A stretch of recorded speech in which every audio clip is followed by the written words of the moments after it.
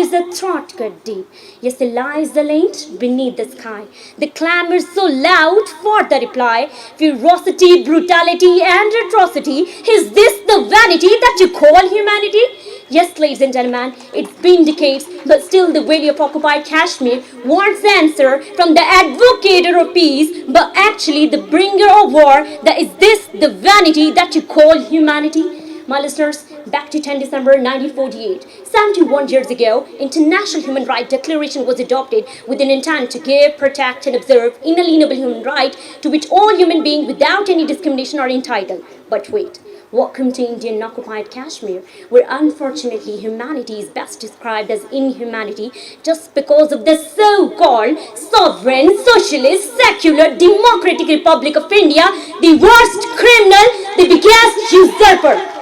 Mr. President, one of the universal principles say crime wheresoever, whatsoever must pay the penalty. But welcome to Eden on earth Kashmir, where India's crime against humanity are not only measurable but also yet unquestioned. Today, I'll take this time out to highlight just few serious crimes of India against humanity in IOK. The very first article of human right protects the innate freedom and equality. But look in occupied Kashmir, where each freedom fighter is taken as a terrorist. We demand a very basic right of self-determination is a huge crime, and where India, while resorting to various tactics of tyranny and oppression, left no stone unturned to silence the voice of oppressed Kashmiris and to suppress their just right of freedom. To snatch one's freedom is doubtless the worst crime, but ladies and gentlemen, the story of crime does not end here. Article 2 clearly talks about freedom from any sort of discrimination, but see, in occupied valley of Kashmir, where Muslims have been paying huge penalty for being Muslims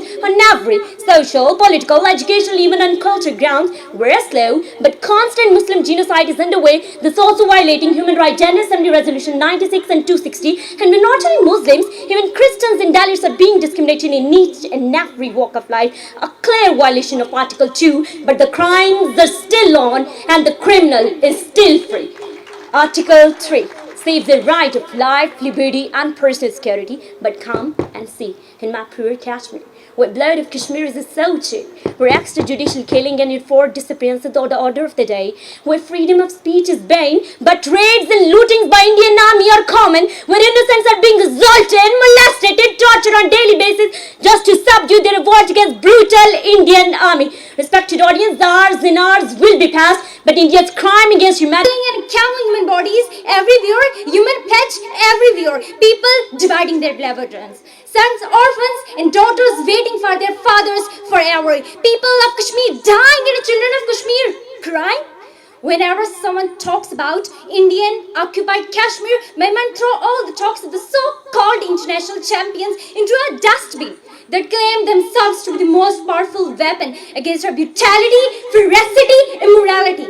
India's crimes against humanity are reported by more than dozens of the international organizations, including the extrajudicial killing, torture, rape, murder, disappearances, long detention without charge, the trial and the destruction of the properties. Indian security forces are burning the houses of the innocent Kashmiris with the explosive materials. Prolonged, sensitive and the merciless beating to the sensitive parts of the body during the COSAs, which is the clear evidence of the India's crimes against the humanity into the Indian occupied Kashmir. Kashmir media reports stated that India is using the chemical weapons in the grab of the curtain and search to hide its crimes from the international community.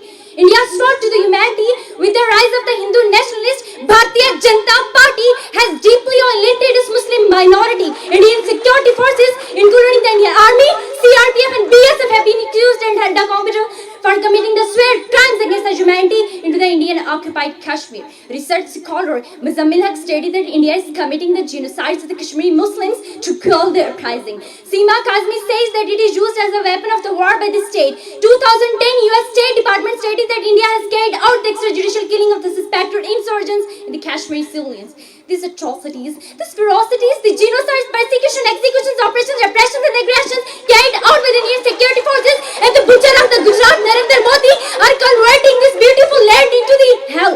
Religious freedom violation has greatly increased in the Indian occupied Kashmir, but the international ambassadors of the religious freedom are silent. World has considered the 20th century the bloodiest period of the global history. One of the examples of the bloodiest part of the earth is the Kashmir. About half of the million soldiers stationed here in the now Kashmir is violent tipping point.